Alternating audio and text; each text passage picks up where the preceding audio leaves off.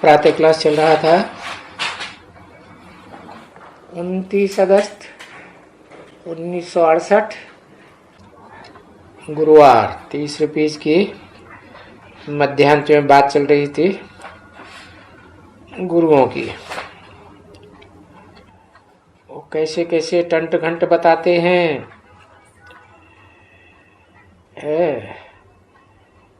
कहते हैं कि कान बंद करो तो घंट बजेगा। अब घंट तो बजता ही है शिव के मंदिर में, वहां तुमको घंटों से आवाज आएगी। फिर समझाते हैं आवाज तो आएगी ही जरूर, परंतु तुम कान बंद करके बैठो तो ठन ठन होती रहेगी। बाप कहते हैं इन बातों से कोई फायदा नहीं है, ये ब्रह्मानुभवी है सभी गुरुओं का। तो बाप कहते हैं ना, हे अर्जुन, ये सभी गुरुओं को छोड़ो, इन सब के चलाए हुए इन धर्मों को छोड़ो। सर्वधर्मान परित्यज्य मामेकम शरणम व्रज। ये सभी इतने गुरुओं, कितने ढेर के ढेर गुरु बने बैठे, इन सब को, इनको मारना तो नहीं है वास्तव में। अरे वो तो उन्होंने शास्त्रों में लिखा है,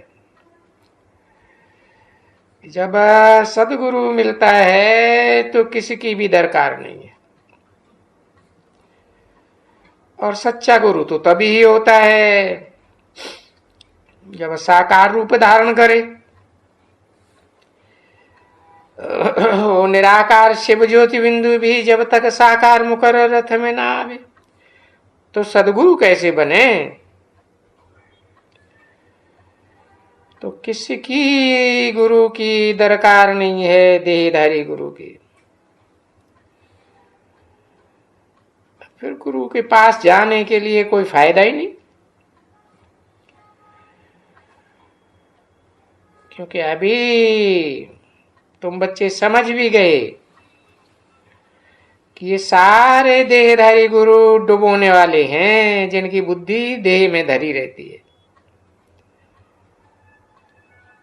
ऐसे गुरु को तो तारना चाहिए। वो तो एक ही सदगुरु है जो सबको पार लगाता है। तो बाप ने आकर के पूछा है ना बच्चों से, कौन से बच्चों से? आत्मा रूपी बच्चों से पूछा, मैं तुमको पार करके जाता हूं इस भव सागर से, इस वैतरणी विषय वैतरणी नदी से, इस असार संसार से जिसमें अब कोई सार नहीं। सुख भी है इंद्रियों का तो काग विष्टा समान सुख। अरे ये तो गहरी खाई है। इस गहरी खाई को चैनल भी कहा जाता है। तो चैनल का भी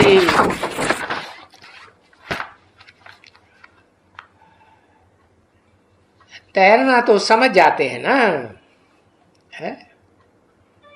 कैसे करते हैं? बायजोली करते हैं ना, घड़ी घड़ी नीचे घड़ी घड़ी ऊपर होते हैं। तुमको तो जिन्नात की कहानी बताई है, चढ़ो और उतरो। तो यही है, हमें उन राहों पर चलना है जहां चढ़ना और जहां गिरना और संभलना है। तो धीरज धरना है, घबराना नहीं है। हमको तो पक्का निश्चय कर देना है कि आखिरी पार ही जाना है।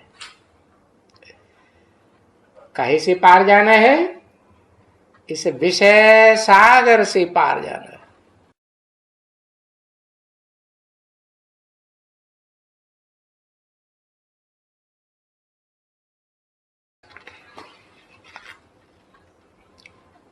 उनतीस अगस्त 1968 कि प्रातः क्लास का गुरुवार, चौथा पेज, दूसरी लाइन। तो अभी विषय सागर से पार जाना ये कोई शरीर से तैरने की बात थोड़ी है, नहीं। और न वो कोई पार लगाने वाला माझी है, न कोई वो है। ये सब बातें तो समझाने के लिए है, प्रतीक बनाए हुए हैं। ये सभी अक्षर है, सारे ही शब्द। अरे माझी तो वो होते हैं जो लकड़ी की बोट चलाने वाले होते हैं। ये शरीर भी तो लक्कड़ बुद्धि बन जाता है आखिरी जन्म में। इसको भी तो नाव कहो, जहाज कहो। शास्त्र में तो लिखा है ना, शंकर चाप जहाज जे ही चढ़े उतरे पार नर, बूढ़ सकल संसार। अब उसको शरीर रूपी नैया को, जहाज को नैया जहाज नहीं कहेंगे तो क्या कहेंगे?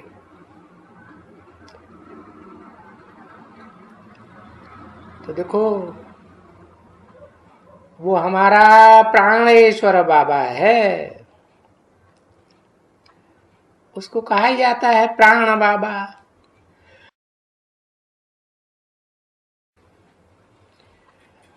क्योंकि आकर के प्राणों का दान देते हैं।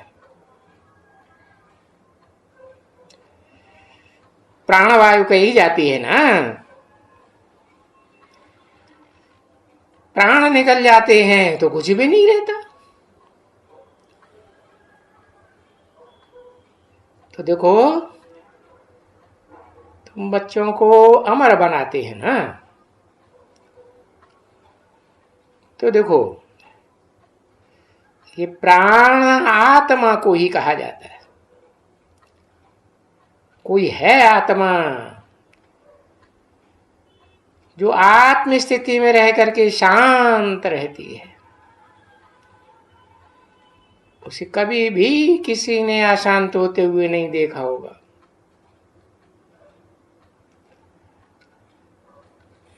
आत्मा जब निकल जाती है तो कहते हैं इसके प्राण निकल गए, माना प्राणवायु निकल गई ना। तो प्राणवायु निकल गई तो बाकी तो कुछ भी नहीं रहा। तो क्या निकल गए भाई? प्राण माना आत्मा निकल गई।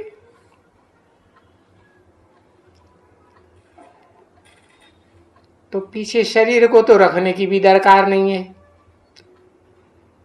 कोई रखने नहीं देता है, न हिंदू न मुसलमान न सिख न ईसाई। हाँ ये जरूर है, कोई शरीर को मिट्टी में गाड़ते हैं, कोई जलाए देते, रखते कोई भी नहीं है। नहीं, अरे भाई रखो तो सही। आत्मा है तो फिर देखो शरीर भी तंदुरुस्त है, आत्मा बिगड़। अब आत्मा तो वो ये अविनाशी अविनाशी है ना। अविनाशी आत्मा कौन सी है? वो जो एवर प्योर है वो अविनाशी है। बाकी तो सब आत्माएं कुछ न कुछ उनका पद विनाश हो जाता है। तो ये तो देखो, ये देह तो बास कर डालती है, सड़ती है तो कितनी बदबू चारों ओर वातावरण में फैल जाती।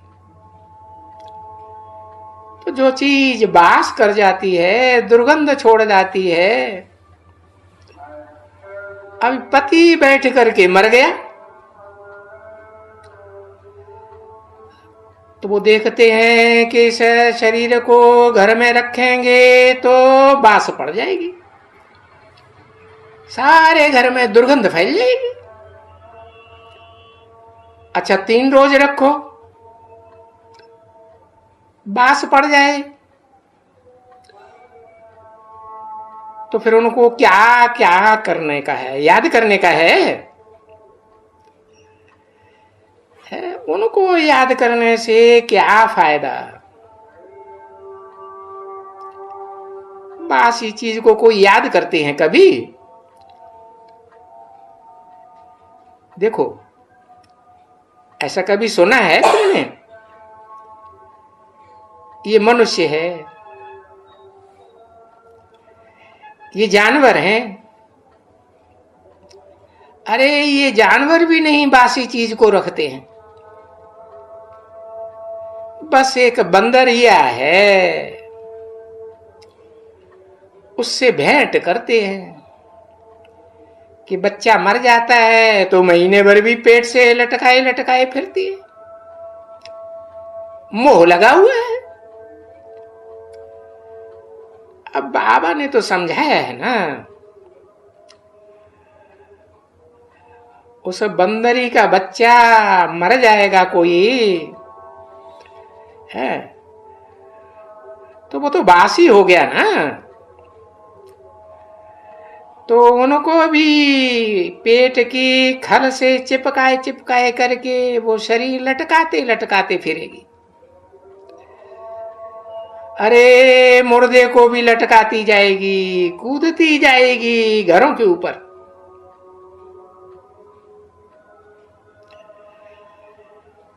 तो वो बंदर भी तो जानवर है ना, उनको बास नहीं होती है। अब तुम तो मनुष्य हो, तुम्हारी तो 10 इंद्रियां सक्रिय हैं। सब जानवरों में तो उतनी इंद्रियां नहीं होती। शरीर छोड़ते हैं तो बोलो, निकालो भाई इस शरीर को, जल्दी घर से बाहर निकालो। और ये बाप, सुप्रीम सोल बाप ने तो बहुत अच्छी तरह से समझाया है। किसको? जो आत्मिक स्थिति की सुपरमेसी धारण करने वाले बच्चे हैं, उन मीठे मीठे बच्चों को अच्छी तरह से समझाया है कि ये भी कायदा है कि जब शमशान घाट ले जाते हैं तो समझते हैं ना, कहां पधारा? कहेंगे स्वर्गधाम पधारा। अब स्वर्गधाम पधारा तो जहां से उठाकर ले जा रहे हैं उस नरक के पिछाड़ी टांग होनी चाहिए, लात होनी चाहिए। है बुद्ध रूपी पांव की बात। तो तुम बच्चे इसे दुनिया को लात मारते हो, तो पहले तो मुंह इस दुनिया की तरफ था है, और टांग शमशान की तरफ ले जाते हो।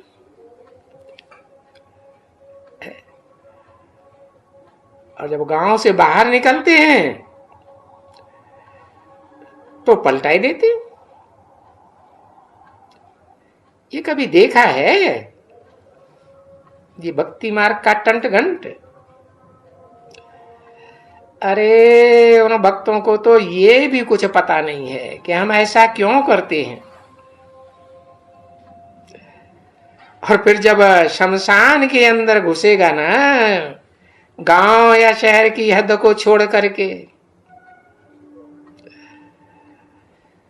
तो तुमको बाहर में रख रख करके उनकी वो क्या पूजा पूजा पूजा पूजा कर करके करते हैं ना, वो भी करते हैं, वो भी कायदा है कि अब स्वर्ग में जा रहे हैं तो अभी इनको फिराना चाहिए, है बुद्धि को फिराने की बात, अथवा उनकी कुछ जो कुछ बाकी पिछाड़ी को पूजा करनी होती है वो पूजा कर करके पानी वानी दे करके फिर फिराई देते हैं कि भाई अब तुम्हारी लात है इस तरफ में और तुम्हारा मुंह उस शमशान घाट की तरफ, जहां यादगार शिव के मंदिर बनाए जाते हैं। तो देखो कृष्ण को भी तो ऐसे ही किया होगा। इस समय में तो एक्यूरेट ज्ञान सहित इनको दिया है, इनको है वही 16 कला संपूर्ण कृष्ण की आत्मा को दिया है ना। अब ये कृष्ण का शरीर तो नहीं है, ये तो बच्चों को समझाई दिया है कि इनका नाम, इनका रूप, या जो आत्मा शरीर लेती है जन्म जन्मांतर है, उसका नाम रूप फिरता जाता है, बदलता जाता है, कभी एक कभी दूसरा। ये कितने मिसाल हैं, अरे कितनी बातें किस लिए समझाई जाती हैं इतनी देर, क्या करने के लिए? बन मना भव बनने के लिए।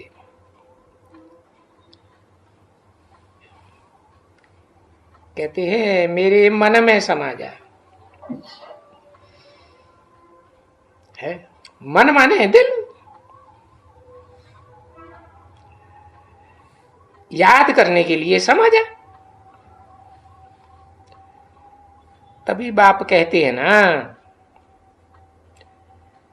यहां बाबा के पास जब आकर बैठते हो तो अटेंशन, सोने बोने की दरकार नहीं। ये अटेंशन ये कोई एक तरफ नहीं कहा जाता है, अरे ये अटेंशन तुम्हारे लिए फॉर एवर, जब तक जीते हो तो अटेंशन ही रखना है। बाप कहते हैं ना, क्या अटेंशन रखना है? मन मना भव,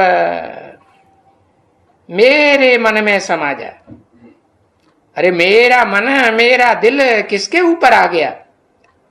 वो गीत बनाते हैं ना, आज मेरा दिल आ गया नैनों से नैन हुए चार,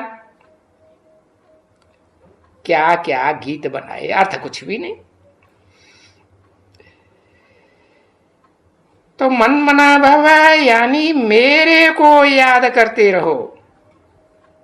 मेरे माने सिर्फ मेरी ज्योति बिंदु आत्मा को याद करते रहो, या मेरी ज्योति बिंदु आत्मा जिस शरीर के द्वारा सारा कार्य करती है स्थापना का, पालना का, विनाश का, तीनों कार्य करती है ना, है तो उस त्रिमूर्ति शिव को याद करते रहो, त्रिमूर्ति हाउस को याद करते रहो। किसको याद करते हो? है ओ त्रिमूर्ति रोड को याद करते रहो, जो तीनों रास्ता बताने वाला। क्यों कहते हैं अटेंशन? अरे ये अटेंशन जरूर सारी लाइफ रखनी है, जब तक जीना है तब तक पीना है। पाप तो कटने के हैं ना, है? इन पापों से बिना ज्ञान के तो मुक्ति नहीं होगी ना। उन्होंने शास्त्रों में लिख भी दिया है, बिना ऋते ज्ञानान्न मुक्ति। अब ये जानते ही नहीं है कौन सा ज्ञान, किसका दिया हुआ ज्ञान। अरे कोई भी वेद शास्त्र उठा लो, सबका ज्ञान। कुरान को उठा लो, बाइबल को उठा लो, गुरु ग्रंथ साहब को उठा लो, कोई भी ग्रंथ का ज्ञान उठा लो, ये है सब मनुष्यों के लिखे हुए। सब मनुष्य देहाभिमानी, एक शिव ही है आत्माभिमानी, जो सदा आत्म अभिमान में स्थिर रहता है, सदा शिव ज्योति कहा जाता है। तो अगर पाप काटने का है तो अटेंशन, और याद नहीं करेंगे तो पाप नहीं कटेंगे। है किसको? अपनी आत्मा को। है अपनी आत्मा को क्या याद करें? तो आत्माएं तो सब भोगी है। आत्मा को समझना है कि मैं आत्मा हूं, लेकिन आत्मा के रूप को समझ करके याद करते हुए उस आत्मा के बाप को याद करना है, सुप्रीम सोल को याद करना। और खास करके तब, ऐसे नहीं 5000 साल याद करते रहेंगे, नहीं, वहां तो याद करने की बात ही नहीं। ये तो खास जब यहां पुरुषोत्तम संगम युग में आते हैं तो फिर ये आंखें भी बंद नहीं की जाती है ना। आंखें बंद करेंगे तो बाप को देखेंगे कैसे? है?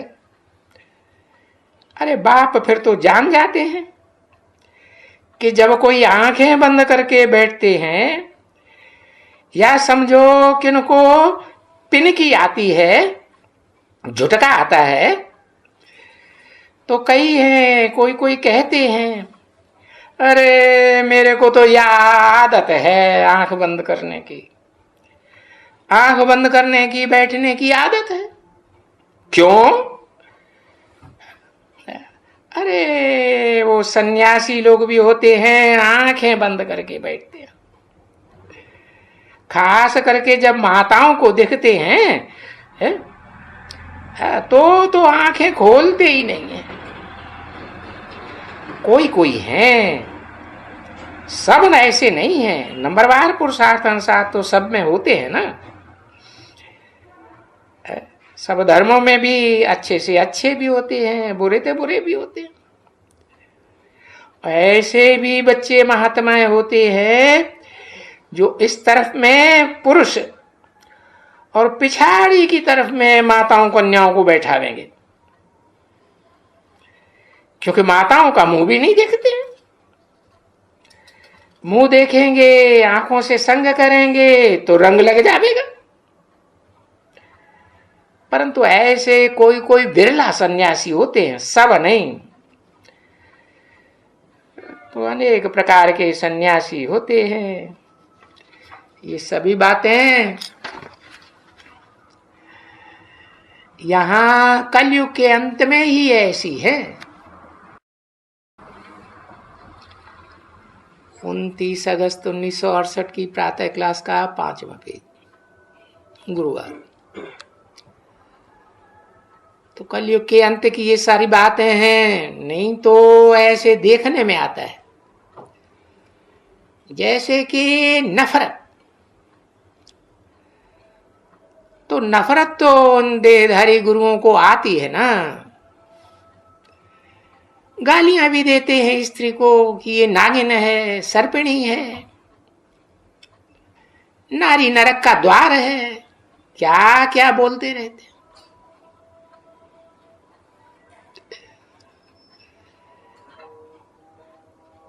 इस नारी का संग होने से ही ये डस लेगी।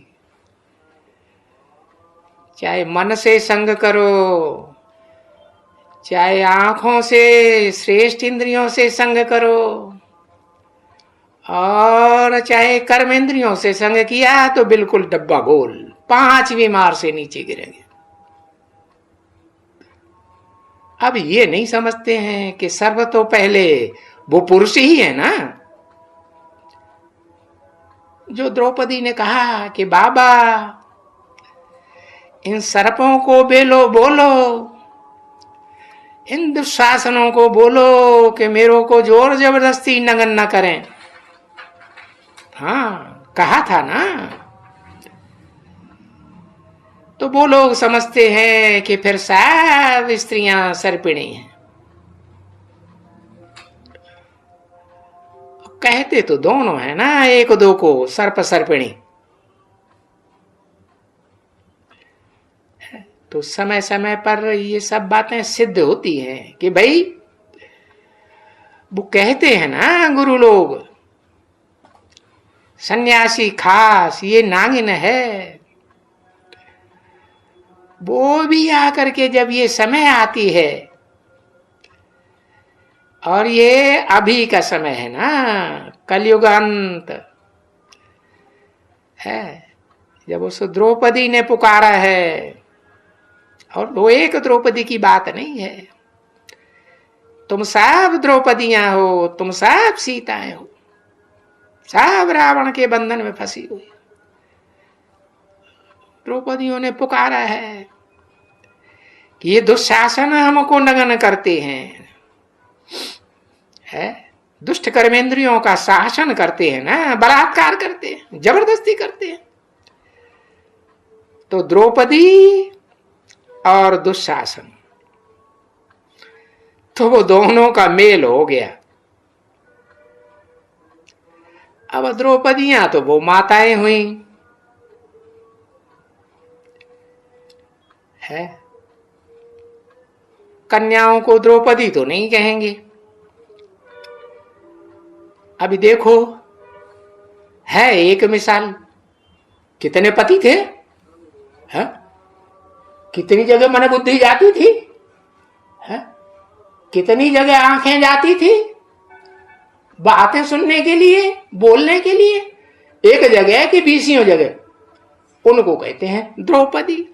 तो है माताओं की बात, बाकी कन्याओं की बात नहीं। पर कन्याओं की बात है, कन्याओं को तो पता ही नहीं है, व्यभिचार का पता है नहीं। अभी देखो एक द्रौपदी का मिसाल दिया है, तो अव्वल नंबर का मिसाल देंगे कि द्वयम तयम सबका मिसाल देंगे। अव्वल जो ओटे सो अर्जुन,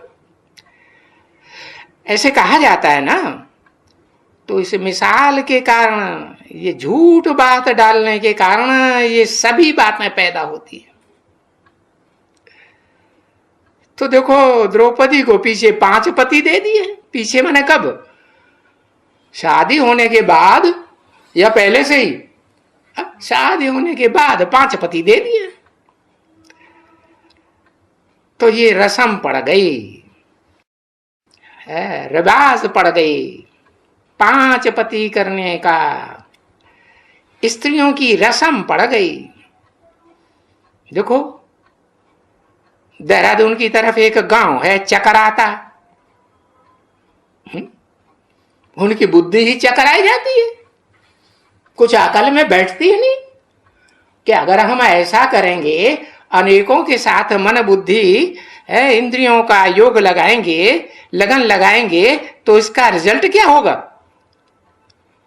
और वो रिजल्ट एक जन्म काम करेगा कि अनेक जन्म काम करेगा। तो देखो ये कितना कचरा हो गया ना, ये गंद हो गया ना। तो ये देखो ना, देहधारी गुरुओं के लिखे हुए शास्त्रों से तो बहुत नुकसान हो गया है बच्ची, बहुत। अभी किसको कहो कि भाई ये अनेक ढेर सारे देहधारी मनुष्यों के शास्त्र लिखने पढ़ने से ये सीढ़ी अनेक जन्मों की नीचे उतरनी होती है। सतयुग 16 कला संपूर्ण से नीचे उतरते उतरते कलयुग कलाहीन स्टेज में पहुंच जाते हैं, और ही नीचे गिरते ही जाते हैं शास्त्र पढ़ने से। तो देखो कितना वो पतन होता है। अभी बेहद के शास्त्र कौन से हैं?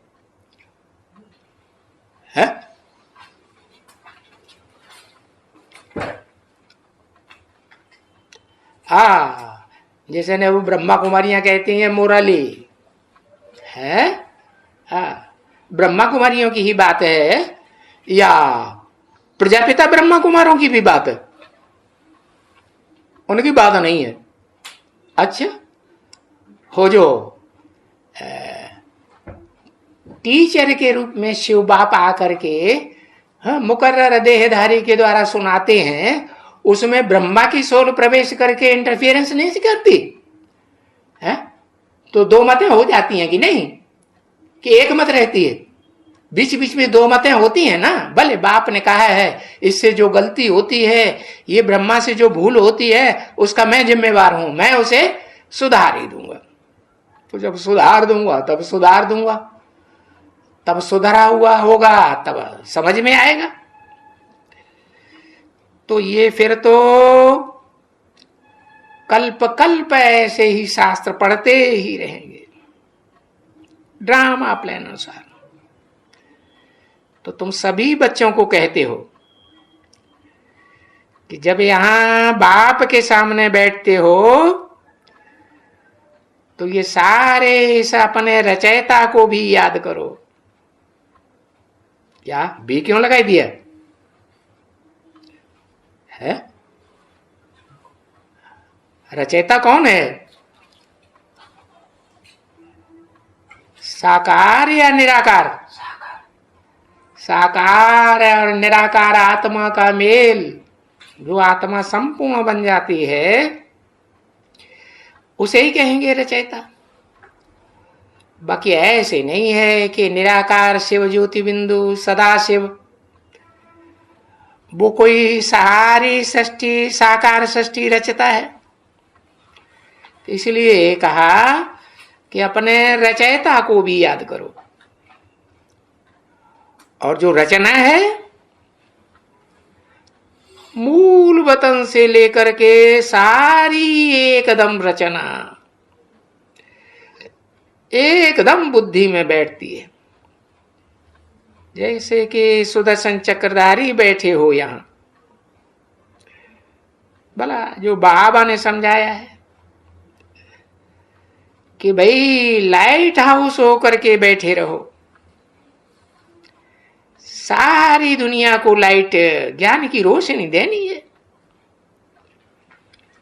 जब लाइट हाउस माना ये जानते हो ये दुनिया दुखधाम है, दुख होता कैसे है? अज्ञान से दुख होता है।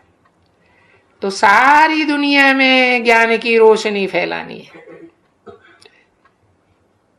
एक आंख में शांति धाम और दूसरी आंख में सुखधाम। अच्छा, उस याद में बैठने के लिए भी तो बाबा नमूना बताते हैं ना। एक भी नहीं छूटे तो दूसरी बात में याद करो। बाप टीचर है, सदगुरु, किसी रूप में भी याद करो। तो उठते बैठते चलते अपन को लाइट हाउस समझो, क्योंकि तुम भी तो चैतन्य लाइट हाउस होते हो ना। कौन? किसके लिए बोला? साकार। एक के लिए कि दो चार के लिए? एक के लिए बोला। अच्छा, एक के लिए तुम कहते हैं बाबा, या तेरा और तू बोलते हैं? है? तुम एक को कहा जाता है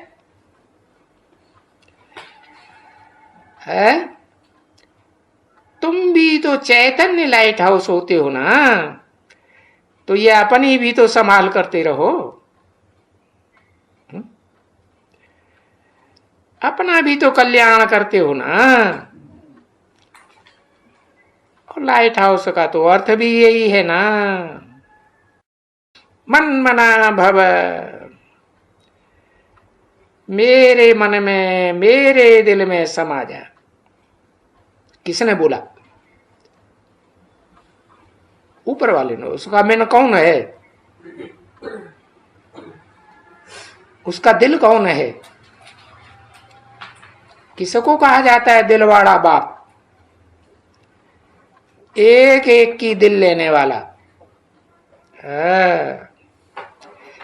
तो बाप कहते हैं जब भी चलते हो, घूमते हो, फिरते हो, तो भी अपन को लाइट हाउस जरूर समझना है ना।